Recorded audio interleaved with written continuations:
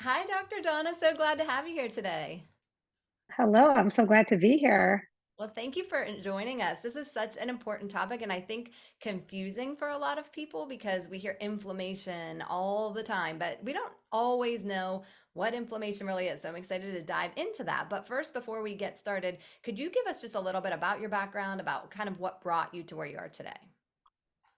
Yeah, of course. Like yourself, and maybe many listeners, I'm a pharmacist by training, originally. And so I spent about 10 years in clinical practice, um, doing medication therapy management, managing individuals with chronic illnesses, your typical chronic illnesses that we're aware of, like diabetes, heart failure, COPD, things like that. And through that, I found myself more so talking to them about nutrition and how to tackle their disease in that way, as opposed to focusing so much on the medications that they were on. And so it fueled my passion in doing that. But then I also found that there was a very small percentage of people that took my advice and wanted to make that change through lifestyle and through food and whatnot. And so from a like clinician standpoint, that's also frustrating, right? But I knew I wanted to kind of further my education, but timing was just never right. And it wasn't until 2015 that I was personally diagnosed with Hashimoto's, which is an autoimmune disease that affects the thyroid gland. And recognizing that I knew how to handle and manage chronic diseases with food and lifestyle that were like your well-known diseases, but I had no idea the connection with your immune system, autoimmune disease, diet, lifestyle, toxins, like all foreign to me, right? Even with my doctor of pharmacy background, we never learned that. That's not part of kind of conventional training. And so I felt lost myself. And so I felt like that was almost like a sign that this is now your time and your chance to go back to school, and get that education that you've been, longing for, right? Which was a master's in functional medicine and human nutrition. And through that process, I felt like it was important to me to share everything I was learning. Like it was almost my responsibility because I was just so fascinated by everything I was learning, that I'm like, I need to get this out into the world. And that's really how Dr. Autoimmune Girl was born, which is my Instagram and Facebook handle and website, but also like my persona. So I always like frequently talk about her in the third person. Um, and that's really the platform where I share reputable scientific information. And it's like I've made it a point to never share my opinions, not focus on controversy, but really just share facts and science. Because when I was out there in the blogosphere searching for answers and trying to get help, I didn't know who I could trust, what I could trust, what was reliable, what was not, what was credible. So that was kind of that's a main aspect of my page that I like to emphasize is the fact that it is all backed by science and data and research. And there's tons of data and research about food and lifestyle, not just about medicine. And I think that's always, eye opening to people as well. Um, and so with that, opportunities have arisen, and most recently published my first book, The Immunity Food Fix, and upcoming cookbook that's coming out this year as well. So, um, it's food as medicine, and keeping that balance between nutrition and medicine is really my mantra. And yeah, I hope to continue to reach more and more people, right, to kind of spread that message. Yes, you brought up so many good points, and I think having been in such similar place as you, we can relate to that. You know the protocols, you know why people are being placed on different medications because that's the protocol. You know, if you have diabetes, they're going to add the ACE inhibitor. You're going to do, and the reasons of this. but they're never talking about the other factors. I mean, you have to be a deviant in some ways in Yeah. conventional medicine to start talking about, like, okay, wait, we're not going to do that. We're going to change our diet. We're going to change our lifestyle. And you actually can heal and reverse things. And it is so impactful when we get to see people doing things like that. So Yeah, yes, thank absolutely. for that. And so let's move into inflammation, because inflammation is something that people know about. Like you're saying, we're talking about things, there's things coming out about inflammation, but I feel like sometimes it's this big scary thing that you don't know why you're inflamed. You don't really know like what's causing it. So can we dive a little bit into what is inflammation really? Yeah, so I love that question because the answer to that, first off, is inflammation is normal. Yeah. And I think we forget that because, yes, as you said, it's like it is a scary thing. And so anytime somebody hears it, it's like, oh no, is that inflammatory? But ultimately, it's your body's response to, let's just say, like any foreign invader in the body, whether it be an infection, whether it be a food sensitivity, whether it be, a cut on your finger, whatever it may be, it's your body's natural defense system to fight against invasion or repair the damage that has been done by any kind of trauma. So it's normal. And when something like this happens, it turns on. So it's a response of your immune system. So ultimately, there's some type of foreign invader that comes in, maybe it's tissue injury, whatever it may be.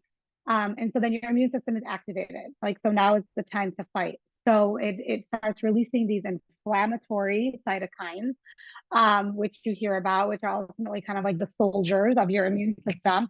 And they're released to go out there and fight.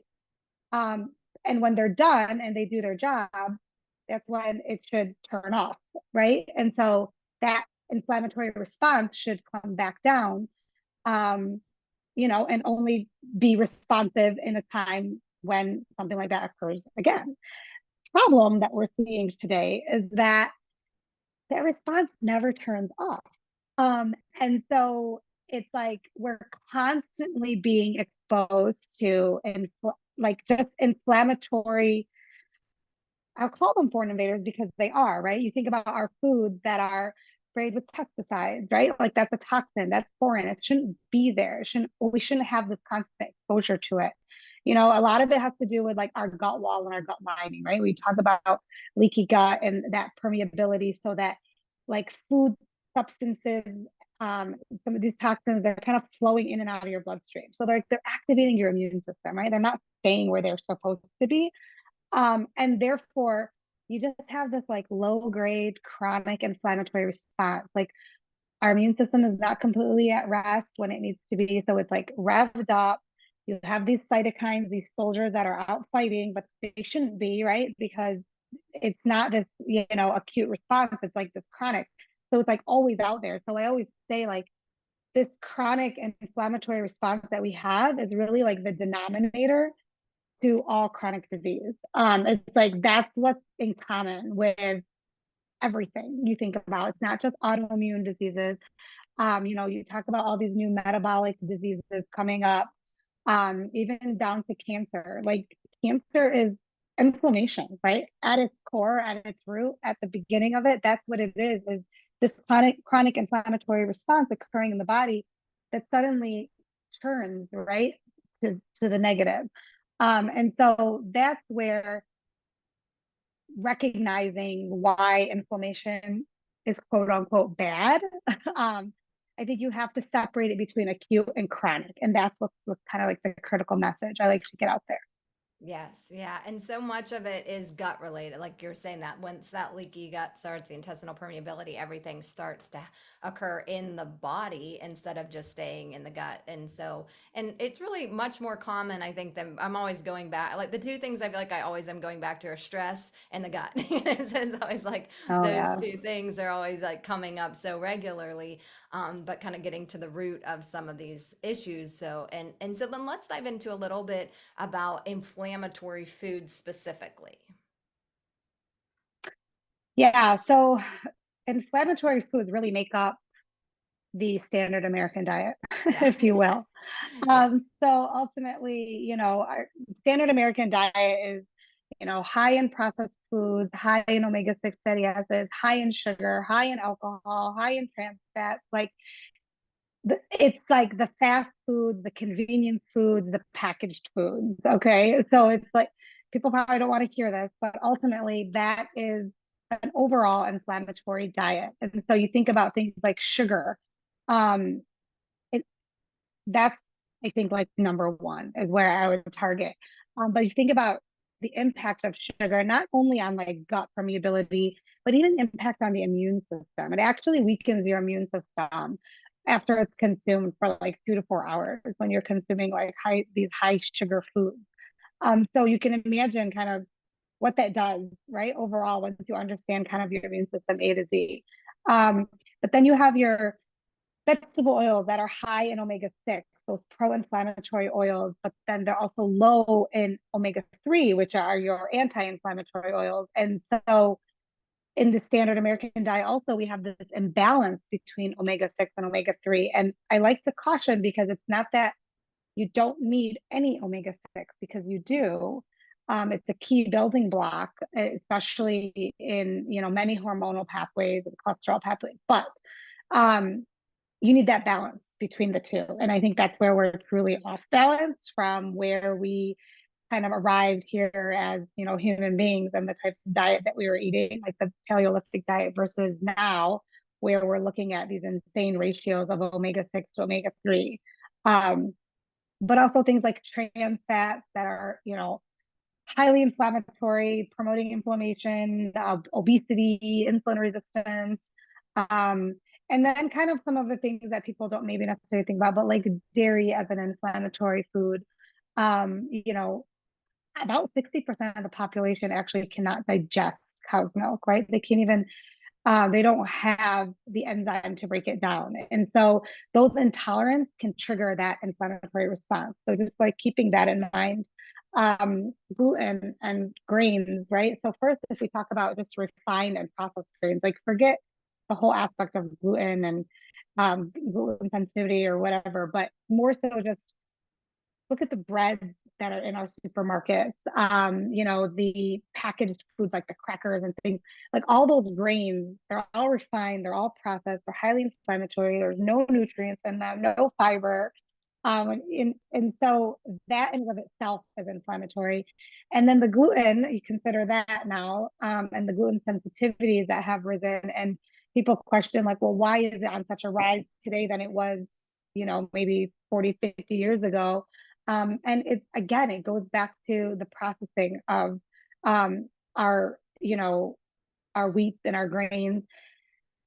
It's the addition of excessive gluten into our food. So like, as we're man making grains and, breads and things, it's like gluten improves texture. So it's like more palatable. So like they're adding it more to a fruit our bodies like can't break down. And then there's the question of, is it the glyphosate that's sprayed in our wheat? Is that what's causing the issues? Or is it really the gluten? So I think ultimately, like just from an inflammatory standpoint, I recommend avoiding it because you don't know exactly. You can't pinpoint where, how, when. And most people, when they remove it, feel much better. So that's a big one from an inflammatory food standpoint. Yeah. And then lastly, I just want to touch on alcohol because I think everything in moderation, but I think I've been realizing and reading more that especially in the American culture, like it's on a rise. And there are inflammatory, chronic inflammatory effects that, link to that. There's, data surrounding it with that regular and excessive consumption of alcohol. Yeah, and that's something we don't always even want to talk about either. And a lot of these things are things that People enjoy in their diets.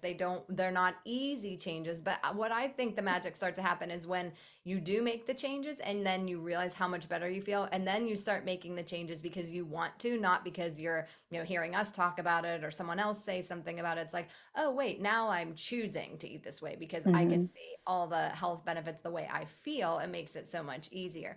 And I think some of those things are tricky. Like even when you were saying about some of the, like salad dressing is a confusing one for people a lot of times because you think you're making your salad, you're making the effort, and then your salad dressing has inflammatory ingredients that you may not be reading the label and knowing about. So it's really about paying attention and being aware. And then do you advise people? I always say like just buy whole foods, as much as you can, shop the perimeter, buy whole foods, less than 5 ingredients. If you don't know what your label says, then that question what's actually in the products. Yeah, exactly. Yes, 1,000,000%. I think what my recommendation is always to consume at least 9 to 12 servings of plants a day. And so people get so freaked out by that. It's like, oh my God, how am I going to, consume that many fruits and vegetables? And I'm like, I didn't say fruits and vegetables, it's a plant. So that means like your nuts, your seeds, your oils, your fruits, your vegetables, your tea, the herbs, the spices you use, right? Like those are all plant-based foods. And um, when you combine all of those, like that's really where the magic happens, right? And so you get the benefit of all these foods combined. And so, um, and yeah, try not to eat out of a package. It's like I remember during COVID going to the grocery, hearing on the news really, like, and seeing pictures like, oh, the shelves are clean. There's no food in the grocery stores. I remember walking in, I'm like, tons of food. But I was looking at the produce, right? Like Yes. all the fresh food was there with all the packaged food that was flying off the shelves and people like, didn't know. So it's like that to me was like an eye-opening moment that needs to shift, right? Like, so we're so focused on that's not food, Yes. So like the food, real food, right? And the foods that were needed to nourish and boost our immune system, people were not eating. Yeah. It's like we were stuck on like the packaged and processed foods. It was like almost mind blowing, but I was kind of like, okay, this confirms, everything that I've talked about and written about, sadly, unfortunately. So we have to continue to get that message out. Absolutely. Yeah. So let's dive into a little bit more. I know you just kind of gave some examples of foods. If someone's listening and they're like, okay, I want to start an anti-inflammatory diet to support my immune system, kind of where to begin and what like examples of some foods that are actually supportive and can help them. Yeah. So, I mean, there's a lot. Yeah. So my book, I go through 100, and that doesn't even encompass everything, right? It's just like, let me just pick 100 of like ones that I know are accessible to people, that can resonate with people, that people maybe consume in their daily diet. And so I start with like fruits and vegetables and really focusing on the rainbow. Okay. So like eating the rainbow of fruits and vegetables is important because like every color contains different phytonutrients in it. And so what's magical about plants is like there's over 5,000 like bioactive compounds in plants, and majority of them have not even been identified. Like we don't even know what they are.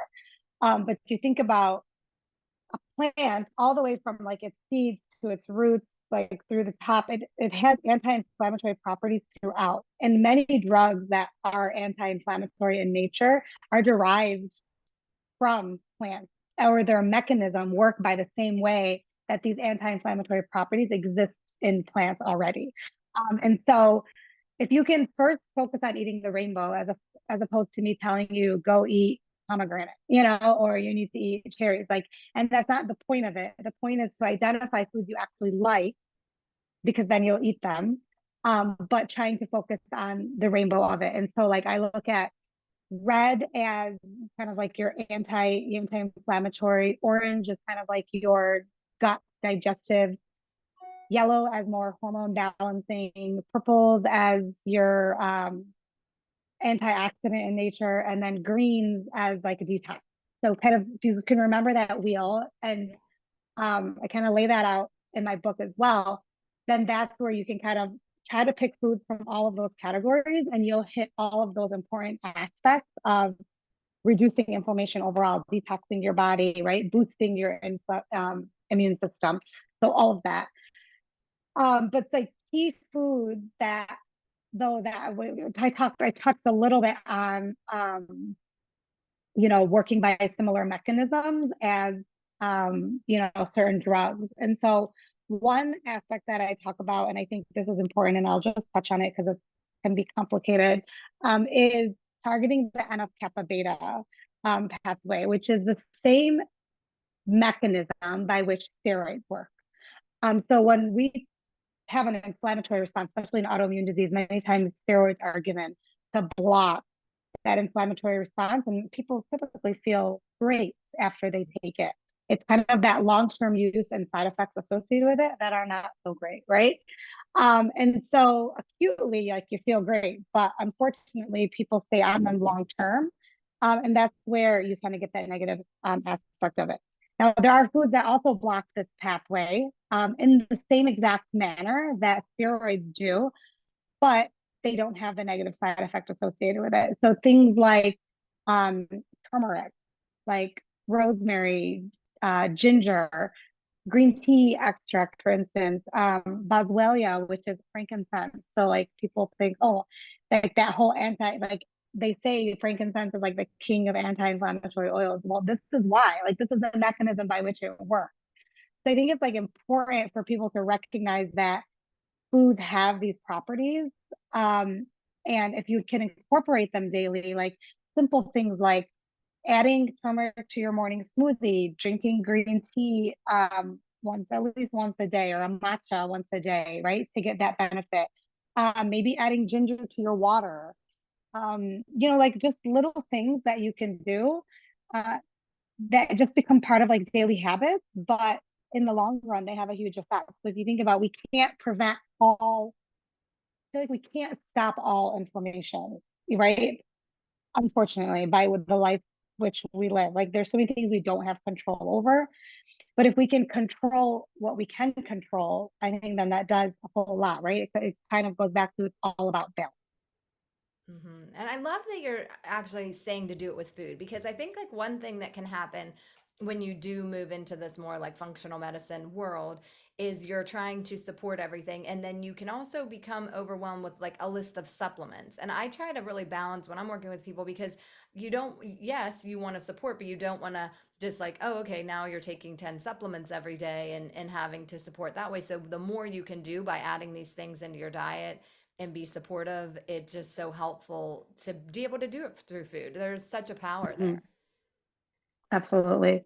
Absolutely. I mean, I think that, and as you said it before, like once you feel the difference, like you don't want to go back and you want to do more of it. And I think that what's that's what's critical. So like we can sit here and talk all day long and all the people can be listening to the podcast, but until you do it and you feel it, right, you're not gonna really understand what we're saying, and really understand the benefits of it. Because and that's where I see people make that permanent change is when they do feel that, and then they continue. Right, it's like it's a marathon. Like no one's saying to clean up your diet overnight, right, and all of a Mhm. sudden you're all anti-inflammatory.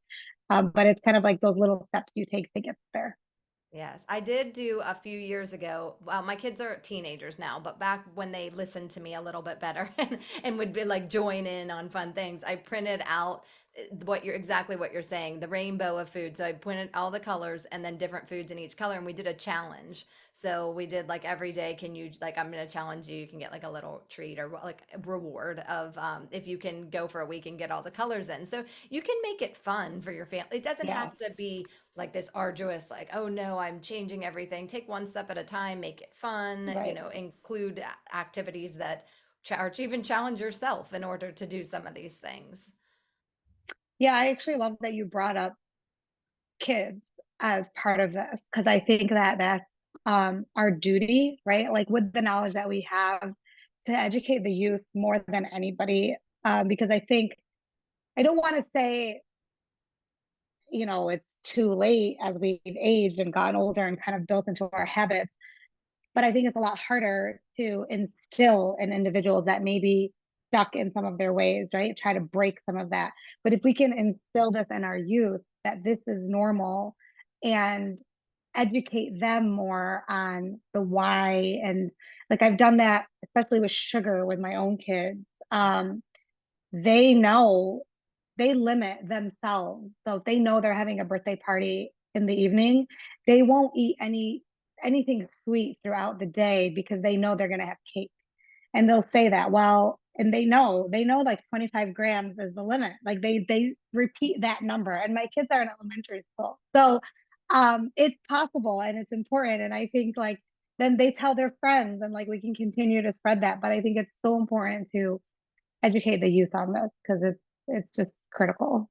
Yeah. I mean, I don't know this exact statistic, but so I'm not don't quote me on this, but like, I just recently heard this where 1 in 3 people, including children, are predicted to have diabetes within, so many years. So that's why I'm not going to say the exact one. But when you think about the astounding number of that label for even including youth, it's time to make these changes. Yeah, it's actually sad. I saw something too. It's like it's crazy numbers and we're not far from it. It's like by like 2040 or something like that I read. And I was like, okay, that's like around the corner. And that's pretty sad. When I start seeing medication, like when you start seeing news reports that certain medications are now approved for kids 12 and older, like we won't name the meds, but those that are being utilized for weight loss right now and almost being abused because we don't want to face, our health and like food and lifestyle and adjust those things. So to see like the excitement that it's approved for 12 and over just like hurts my soul, it's just, that's not what we should be pushing, especially in the youth. So Yes, I we may totally have agree. digressed.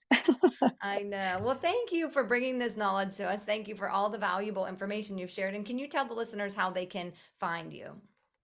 Yeah, absolutely. So you can find me at drautoimmunegirl.com is my website. That can lead you to all, if you're on social media, Instagram, Facebook, Pinterest, Dr. Autoimmune Girl, the handle on all three. Also, you can find on my website, I have a gut protocol elimination diet. That I developed full of recipes, 4 weeks. But what I love about it, it gives you the science and the why behind the need for it and what's actually happening in your gut. And every little bit of the protocol and every ingredient or every supplement that's recommended, why it's there and what it's doing for your gut. So I think that that's critical. And then, of course, on Amazon, you can find my book, The Immunity Food Fix, and then my upcoming cookbook, which will be released on March 28th of 2023 this year, the Immunity Food Fix cookbook. So the Immunity Food Fix gives you 100 superfoods, it has 150 references. So it's, again, all backed by data and science and research of like all the magic of all these foods and plants and seeds and oils and everything. And then the cookbook takes all of those foods and we pull together recipes that encompass all the different anti-inflammatory properties from all of those 100 foods. So I am so excited for that. I think people are going to love it. It's just wonderful, and it kind of gives you that understanding of like what you're gaining out of this recipe that you're eating, and they're all super simple to make. Um, so yeah. So thank you. Great. Yes. Well, thank you so much. And I'm going to recommend that cookbook because people are always looking for ways to to get it. You start with the pattern and it's like you're trying to make the changes, but having a resource like that so valuable to be able to just go to right away. So thank you so much. Yeah, no, thank you. This has been my pleasure to be on here and just continue to spread the message. Yeah, well, thanks. Have a great day. Well, just stop. Let me just stop recording really quick.